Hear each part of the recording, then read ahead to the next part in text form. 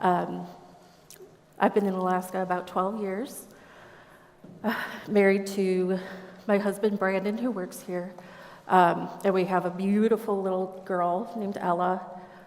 If you haven't met either of them, I highly recommend it because they're awesome. I'm a little biased, though. So I've been told a couple of times when people got here that I look very comfortable. I am. It's fantastic. When we had our first planning meeting, we talked about dress code. And Crystal told us, dress how you would at home, dress how you're comfortable. People have been to my house before. This is exactly how I dress. I have a hoodie, I have pajama pants, I will have a headband on, and I have crazy socks. That's just me. So I wear this at home. I wear it to Bible study. I wear it to friends' houses. You'll probably see me on the People of Walmart site at some point. This is my comfort zone right here.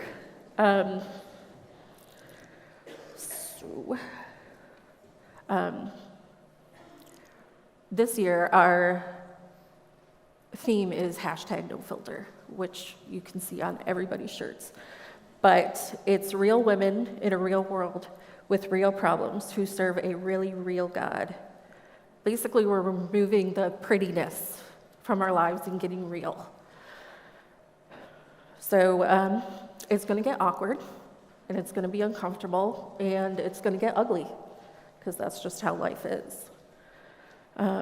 So to start, I will slowly break open a can of the craziness that is me, and I'll give you guys a couple of my quirks that some of you know. But first of all, my hands shake constantly. It is not just because I'm terrified, because I am, but my hands will shake constantly. It's a genetic thing. Probably during this speech, you'll see my legs shaking and hear my voice shaking. That is because I'm terrified. So, yeah. Second, I am the jumpiest person ever. I jump when people walk by me. I jump when people enter a room. I jump when people announce they're entering a room. I jumped about a foot in the air at work the other day, scared out of my mind because somebody was standing behind me. It was the hood of my sweatshirt.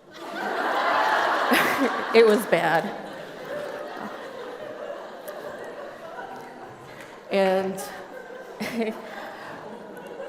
lastly, I know some of you have babies with you, which is awesome, but if I see a baby or a dog, I will turn into a meerkat, and I will lose all train of thought. It will be gone. So I will then start to make funny faces at the dog or baby and talk in a voice that no adult should ever be subjected to. It's bad.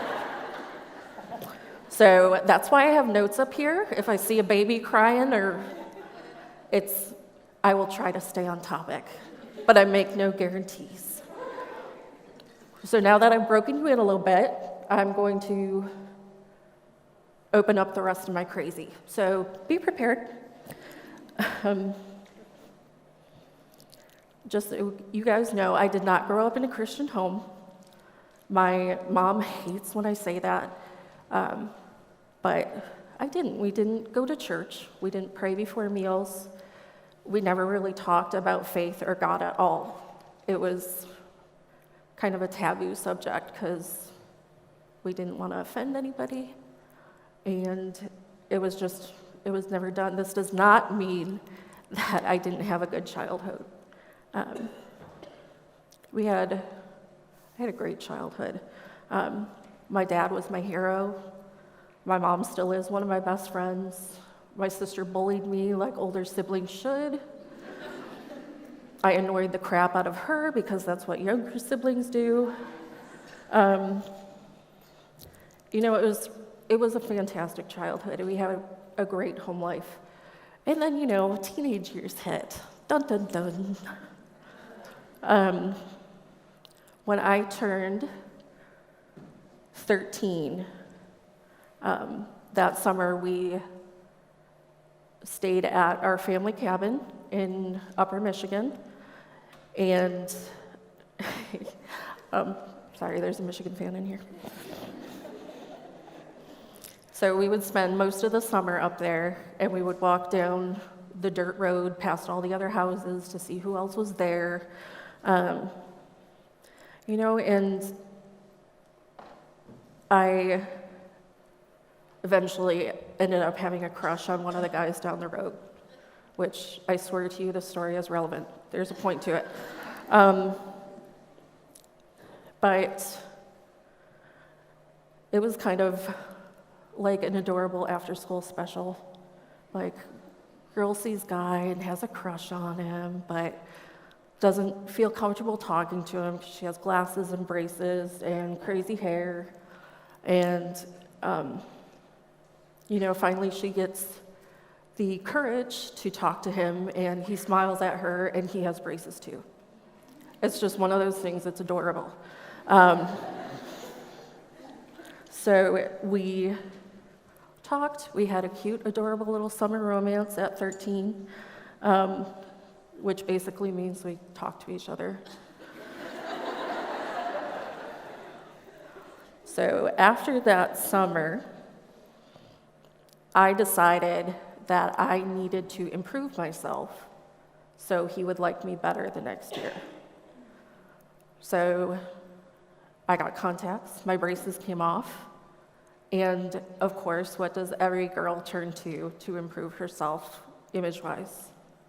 I need to lose weight. I was not overweight at the time at all, but that was the first thing I went to. And in my head, the easiest way to lose weight was just to stop eating. I knew it wasn't healthy. I didn't want my parents to know, so I would eat as little breakfast as I could get away with. I would not eat lunch at school at all. And then I basically would eat the smallest amount of dinner without my parents even noticing. So it did, of course I dropped weight, but that following summer, when I thought, okay, this guy is gonna like me better now that I look like this, he ended up asking one of my friends for their phone numbers. Yes, I know, it was awful. How dare a 15-year-old hormone-filled teenage boy like somebody other than me? So I'm not blaming this kid. The poor guy probably never knew what I was thinking, what I was feeling. My mental and emotional health was already questionable. But after that summer, what I kind of figured was I didn't improve myself enough. I wasn't good enough. And so I continued my diet because I figured that was the thing that went wrong. I needed to lose more weight. And I hit it pretty well. I wore baggy clothes. I didn't appear in front of my parents at all in something that would show how thin I was actually becoming. But my depression went absolutely haywire. It was awful. But I would always act happier than I actually felt. That was just who I was. And there was a day that I made the big mistake of wearing a bathing suit in front of my mom. And I kind of zoned out at the time because I was so mad at myself for doing this. I felt like I failed and I lost control of the one thing that I could control about my appearance. But there was mention of hospitalization and force feeding, and basically they were just telling me that I was too skinny at the time, which I have big bones and I'm 5'4" on a good day. But over that time, I had dropped to 104 pounds. So you can see every single one of my ribs. You can see just bones everywhere. So to avoid all of that, the hospitalization and the force feeding, I started eating again, but my depression was worse than ever. I was 14 at the time, and I was just completely miserable. I couldn't handle myself. I couldn't handle my life. So I decided I would end it.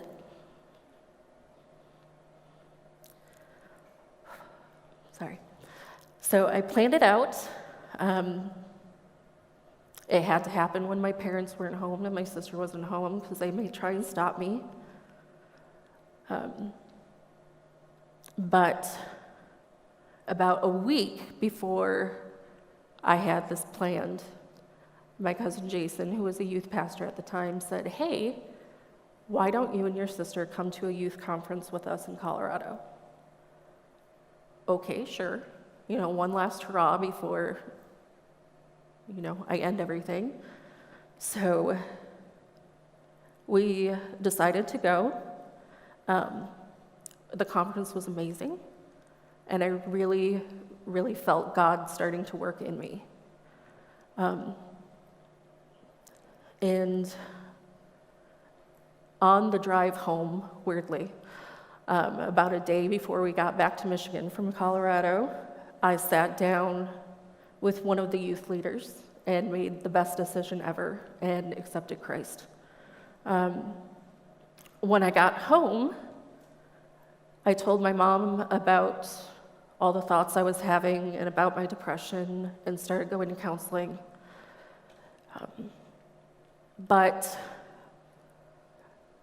since I really didn't have a good understanding of what Christianity was at the time, I believed the two big lies that most new believers face. One was I could do whatever I wanted because God forgave me anyway. And two was all of my problems would end after this. After I got saved, life would be perfect. I really didn't have the guts to test the first one because I knew for a fact that even though God would forgive me, my parents probably wouldn't. So I avoided that one because my parents' approval was very important to me. But I truly did believe the second one. I thought that life was going to be perfect.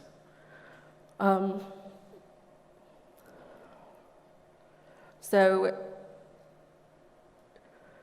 I was very confused and very upset when my depression just didn't disappear miraculously. I started seeing a psychiatrist, and I was diagnosed with clinical depression and got on medication. We fiddled around with different medications and dosages until we found something that worked pretty well. Life it got better after that. Being able to find something that would actually help me. And I dove headfirst into growing in my faith. I went to 2 different church services on Sundays. I went to a Bible study. I became a youth leader for our junior high youth group. I wanted to learn. I wanted to soak up all that knowledge. And the year after I graduated high school, I got baptized because I was ready to be very public in my faith. Then in 2002, I was given the opportunity to work for the summer as a camp counselor at Victory Bible Camp up here in Alaska. Another cousin of mine, Joel, was working with the horses out there at the time, and he's the one who told me about it. It was one more way to grow in my faith, so I took it. Traveling 3,000 miles from home was not easy, especially because I was by myself. But as the summer went on, during one of our weeks of orientation, I met one of the other counselors who turned out to then become my husband. Fun fact, his first words to me were, "You look like crap." So you are more than welcome to tease him about that, by the way. So we started dating that summer, and we did long distance. I came up for the next summer. Eventually, he moved down to Michigan. The summer after that, which was 2004, I worked at a camp for inner city kids. It takes a special kind of person to do that, and I am not that person. I swear to you, I'm still scarred, and that was like 15 years ago. So Brandon and I got married in 2006. We moved to Alaska in 2007. It was supposed to be a 2-year plan. That did not happen. In April of 2010, I found out I was pregnant. Brandon and I were both thrilled. Our families were thrilled. My dad told me that he was too young to be a grandpa, but he was very excited. On the morning of June 8th that year, so about 2 months after I found out I was pregnant, we got a call from my mom, and just letting us know that my dad was feeling a lot of pressure in his chest. He was fine. I could hear him in the background. He was laughing and joking, telling crazy dad jokes like he always did. And they wanted to talk to Brandon because he was an EMT at the time and see what he recommended. So Brandon gave his recommendations. They had already called the paramedics because they live in a teeny tiny town in Michigan, and it takes like 45 minutes for an ambulance to arrive to their house. So we just kind of assumed that everything was okay because you can still hear my dad in the background laughing and telling his corny jokes. About, I can't remember, like 4 hours later, I got a call back from my mom saying he's gone.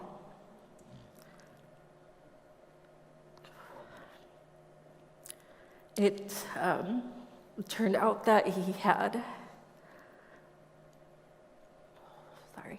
had a massive heart attack in the back of the ambulance on the way to the hospital. So he, for pretty much my whole life, he struggled with alcoholism. He was a great dad, don't get me wrong. But the last 2 years of his life, he was sober, and it kind of killed me that he wasn't going to be a grandpa.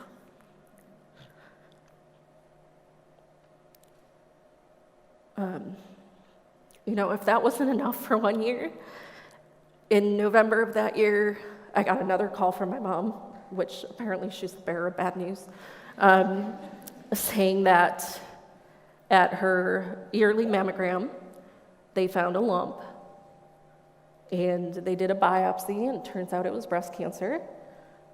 It runs in our family, but she was going to have to get chemo and radiation therapy. Luckily, it was stage 1. They had no doubt that she would recover. But it was a lot to take for 1 year. I was just done. Luckily, we ended on a high note, and we had our daughter in December of that year. And like I said, if you haven't met her yet, she's pretty amazing. So I was really, really grateful for that one bright spot that year. And with the new year approaching, instead of getting bad news from my mom, I get hit with another fun thing, which I know a lot of you have dealt with before. It's the lovely thing called postpartum depression. Wow. It was awful. It was, I couldn't function. I was put on different medication that was okay to take while breastfeeding, but it really didn't do anything. I know that God completely had a hand in this, that after 6 weeks, my breast milk completely dried up. Like, no matter what I did, it was gone. And I was able to start different medication because of that. And it got me through. But that first 6 weeks of my daughter's life, I don't remember most of it. I remember a lot of in and out of doctor's offices, and I felt numb. It's not the way you want to start out as a new mom, but once I started seeing another doctor who helped me manage my medications, again, we found something that seemed to work. When Ella was about 1.5 years old, joy of joys, I found out I was pregnant again. So we were incredibly excited. We told everybody we knew. But about 2 weeks after that, I miscarried. I was devastated. And I began to struggle with every aspect of my life. I lost my job because of it, just because I could not function in a normal way to get stuff done that I needed to get done. And so since I had no job, I decided that Ella and I would take a trip to Michigan to see my mom for a couple of weeks and visit with her and kind of, get my head back together. So we were going down to Michigan, and on the plane, which I don't know if you guys have ever had a panic attack, but if you have, I am so sorry. I would never wish that on anybody. When the plane took off, I was dead certain that we were going down.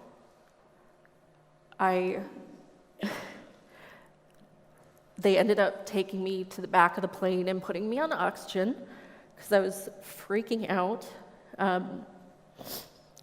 Another passenger on the plane was a doctor, so he came back and talked to me about what a panic attack actually was, and basically sat there and convinced me that there is no way they were going to turn the plane around and go back to Anchorage, which I begged them to do, basically. So during that time on the plane, I was so grateful. There was a couple sitting across the row from me, watching me freak out, and they said, our kids aren't with us. Can I just hold your daughter, so you can get through this? We'll watch a movie with her, and we'll just deal with it, and so you can get yourself back together. And eventually I did. I think the stewardesses, flight attendants, probably thought I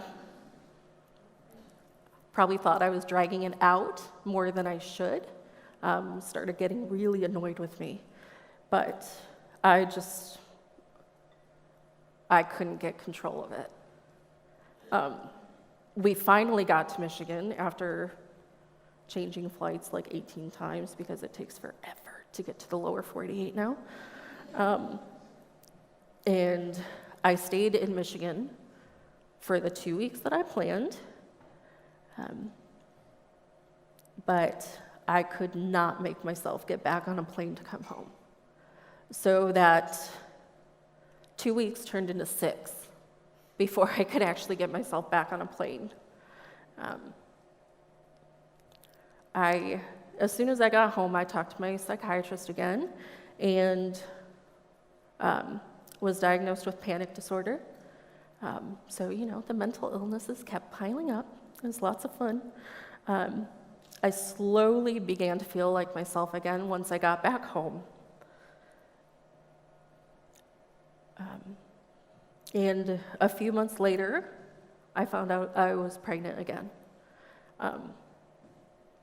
And just like before, after about 2 weeks, I miscarried again. So I felt completely empty. And in my head, I knew that we needed to get back to church. We tried out a few churches before, or when we first got to Alaska. They call it church shopping, which is, it's an interesting term, but it's accurate.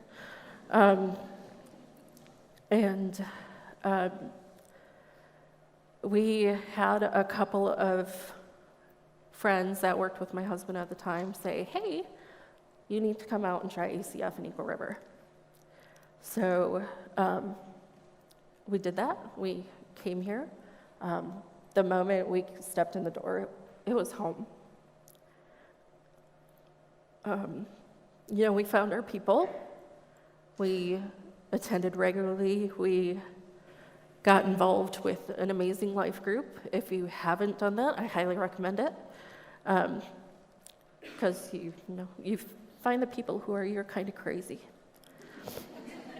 And, they became our family. But of course, when you start growing closer to God, the devil tries attacking you, which I know every single one of the speakers can tell you this has been happening over the past couple of weeks. So,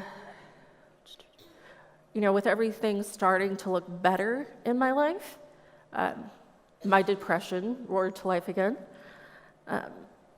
So despite the meds that I was on, it basically grew until one night I had my mother-in-law watch Ella for me. And as Brandon headed out to work that night, because he worked night shift as an EMT, I told him he needed to take every single medication out of our house. I didn't want it there. And at that point, just taking a lot of pills at the time and not waking up sounded great.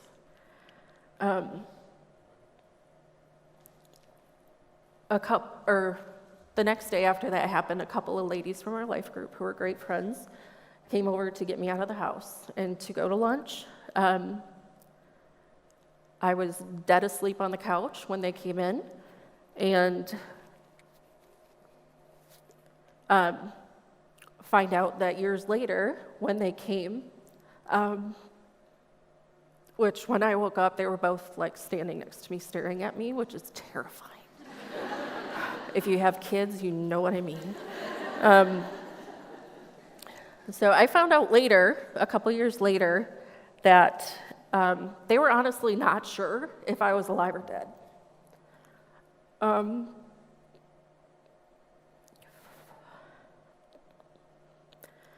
I really can't remember anything else about that day. I remember them taking me to lunch, and I remember them staring at me because it creeped me out. But that was it. That's all I could remember out of that day. And the devil just kept beating me down, telling me I was broken and that my family deserved someone who was whole. And that's the only thing I kept hearing. I rehearsed this at home, and I totally did not cry. So one night I finally cried out to God and said, life should not be like this. Just take me from this life. Give my family someone who is not broken.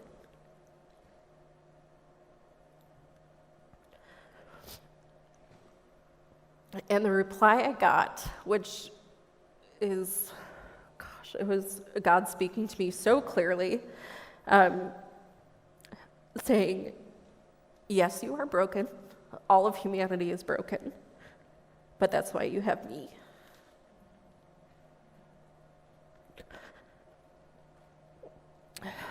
So that was something that really got me through, and that this loving God was keeping my broken pieces together. I may be broken, but I was worthy of having my family. I knew I was a new creation and that I was loved. I went back yet again to my doctor and said something's not working, and talked for a long time. I think I was there for 3 hours, that poor lady. And we discussed doing inpatient treatment. But the day before that, I had talked to my aunt and found out that bipolar 2 disorder runs in our family. So I talked to my psychiatrist about that, and we got on a new set of medications, and it worked wonders. It actually just happened that it was the same medications that my aunt was on. And I would love to say, as I'm sitting up here sobbing, that all of my horrible times, all of the bad in my life ended after that. But that's not life. I still struggle. I still have down days where getting out of bed in the morning is basically my biggest accomplishment for the day. I call that a win. And I still have panic attacks, not anywhere near as often, but plane rides suck still. We have an amazing support system. We have a life group that is definitely our kind of crazy. They're a group of very special people. They're sitting over here, so I can say that. It's, through all of the struggles, what I learned was that, yes, we are broken, but through those cracks in ourselves, we can either let the devil in, or we can let God's love shine out. We're going to have financial issues. We're going to have relationship issues. We'll have addiction issues. We're going to have issues. We're human. That's what happens. But in Psalms 23:4, it says, though I walk through the valley of the shadow of death, I will fear no evil, for you are with me. He doesn't say that he's going to make the valley go away. He's not going to fill it up with putty. There will still be struggles. And he doesn't say that there won't be another valley. But what he does say is that he will walk through it with us. He will be there by our side to get through this.